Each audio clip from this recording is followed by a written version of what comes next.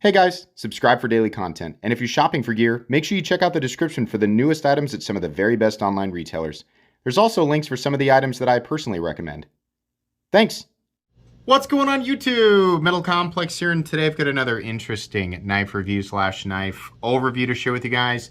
This is the Kansept Fenrir or Fenrir. I'm not really sure exactly how to pronounce it. You can actually see it right over here, and I'm sure that there will be, the Google experts will tell me exactly how it's pronounced down below. This knife is available, and it's got a pretty reasonable price tag on it depending on the version that you get, so I will link it right down below so you guys can check it out. It does help my channel and use my links, but that's entirely up to you. Thanks so much to Kansept for sending this in for me to take a look at. And please make sure to follow me on Instagram at metal_complex. Also, thanks to my patrons. Sorry, I almost missed that. Let's go ahead and get a full measurement of this knife. Overall length is coming in not quite 8. It's about 7.8 inches.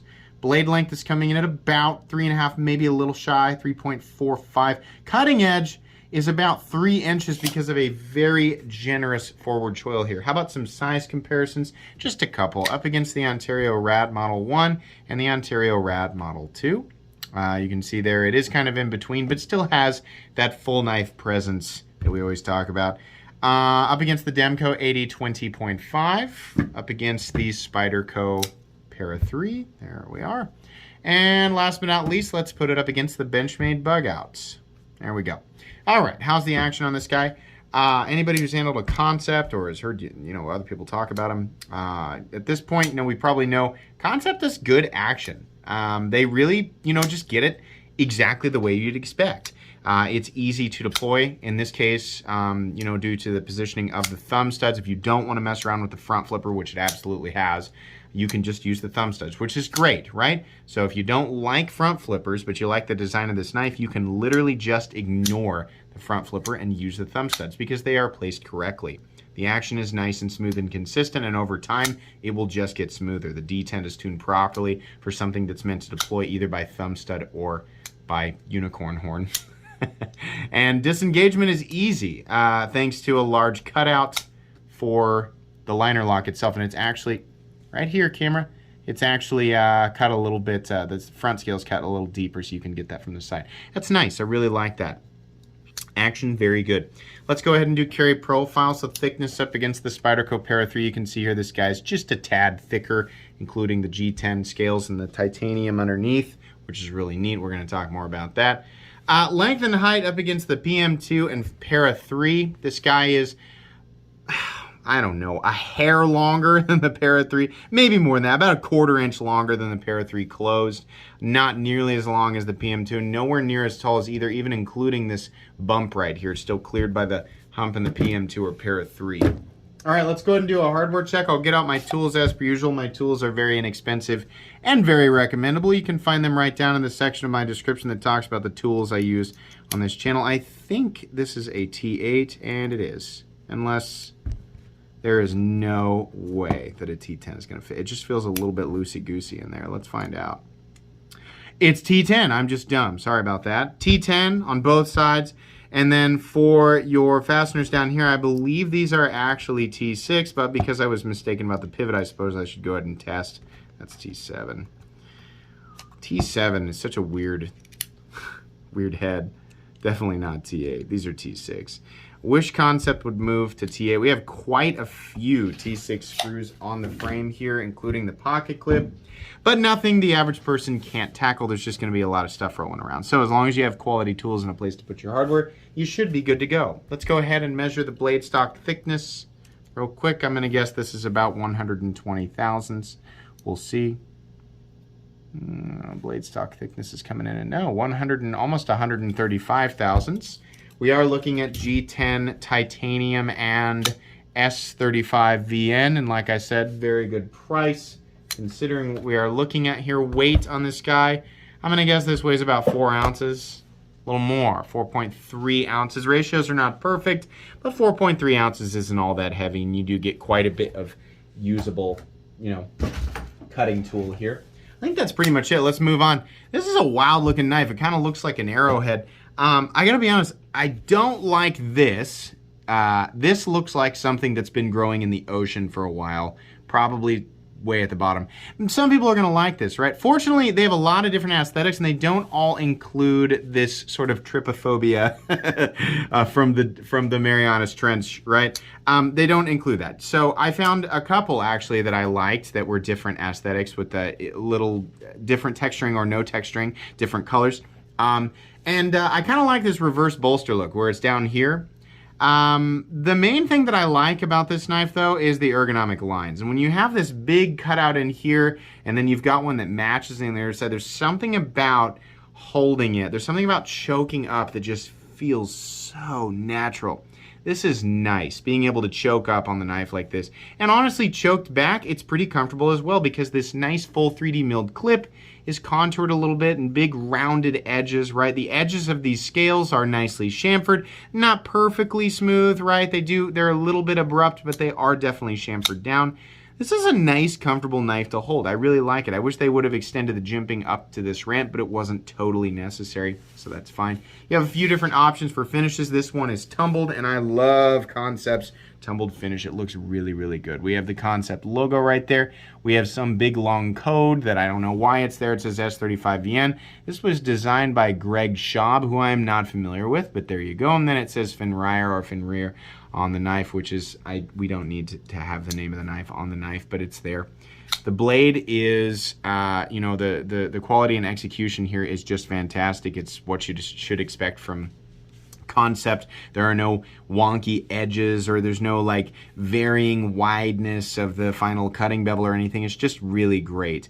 Because this is tumbled, anything that would otherwise be a bit sharp outside of the actual cutting edge is nicely knocked down, and I appreciate that. There's a little flat that carries out maybe about 55% or so the length of the blade. Nice big swedge here. It does come down to a nice fine puncture tip, and puncture it will. This will definitely puncture. The edge does thin down to a reasonably thin cutting edge. Definitely not a laser beam. It's no open L, but it will slice. It will puncture. This is definitely not a blade that is meant to be doing, you know, heavy duty kind of like indestructible tip tasks. So be careful about that. But S35VN is reasonably tough. And it's also a fantastic choice, I think, for this geometry. This geometry kind of favors more of just pokey and slicey tasks, but S35VN, good edge retention, good corrosion resistance, good toughness for what it is, and it should be relatively easy to sharpen back up. So I really like the blade. I think the blade is super cool. Let's see here. Moving on, we do have a little bit of a lanyard hole. By the way, the transition from the G10 to, it's not really, it's kind of a faux bolster because this is the entire frame, which is cool because it's almost like a titanium liner lock, but it is a frame. It's just got G10 overlays or scales on it, right? So that's really neat. We do have a lanyard hole here. Transition is good. Sorry, I started to say that. Transition from the G10 to the titanium is very good. Lanyard hole, if you love lanyards, couple of standoffs back here. And then we have a nice 3D milled clip. That's a really nice touch, especially at this price point. Really appreciate that. Nice ramp here. Should be pretty easy to get it over the seam of your pocket. I don't have any issues with that whatsoever. They made the relief cut a little bit interesting, right? There is a stop pin that's located in its usual place right here. This knife is running on bearings and has perfectly solid lockup. I love that this is covered by the scale here. Pretty thick titanium lock here, and then we have the steel lock bar insert, which is excellent. Just really nice. You don't have to worry about where your fingers are on the other side of the knife. You don't have to worry about if you're putting too much pressure on the lock bar because the G10 scales or overlays cover the lock bar, which is something that I really appreciate in liner locks, and I like in this design as well. This is just a goofy looking knife. By the way, lockup percentage is coming in at, I don't know, 30%. No lock stick whatsoever. No pivot lash. Consistent, smooth action. Solid lockup. Nice detent. Pretty close to center. I bet you anything it came off while I was flipping it. Let's give it a shot and see if I can get it back to center here real quick before I come to my final thoughts here. Why do I keep getting out the T8? We know it's a T10. Come on now, Complex, get it together. You've only reviewed about 2,000 knives.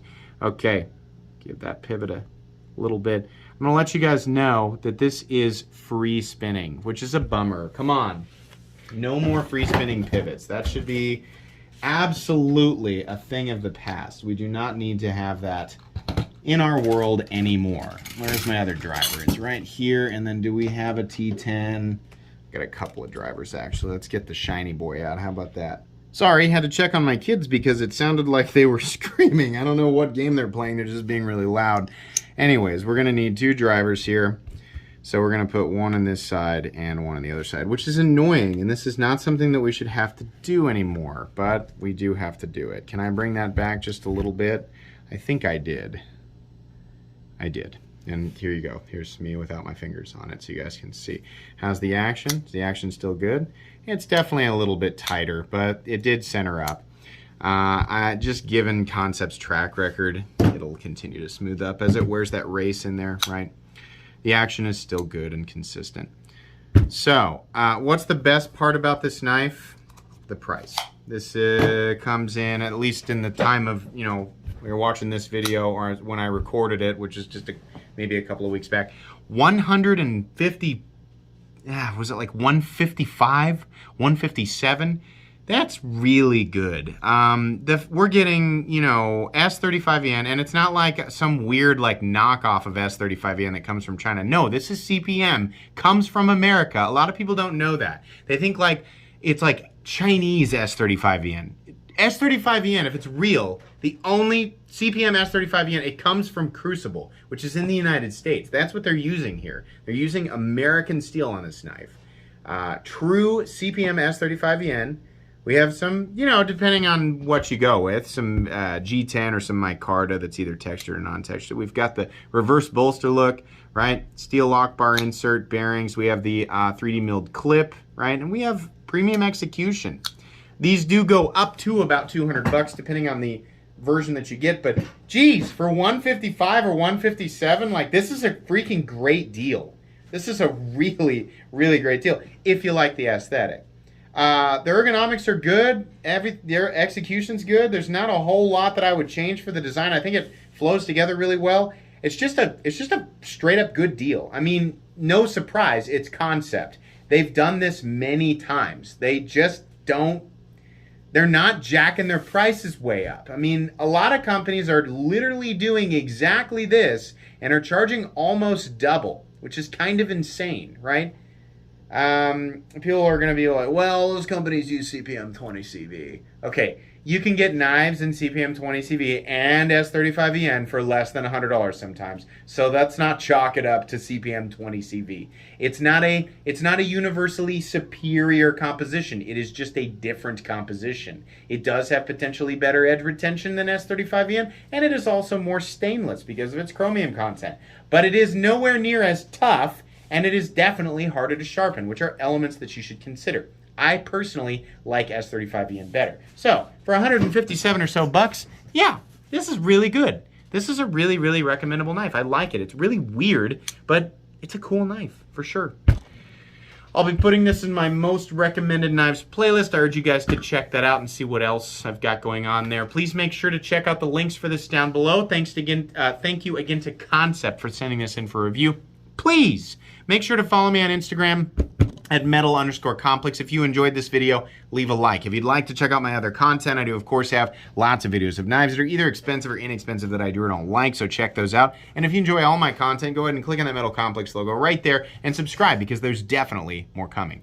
Thanks again for watching, everybody, and have a great day.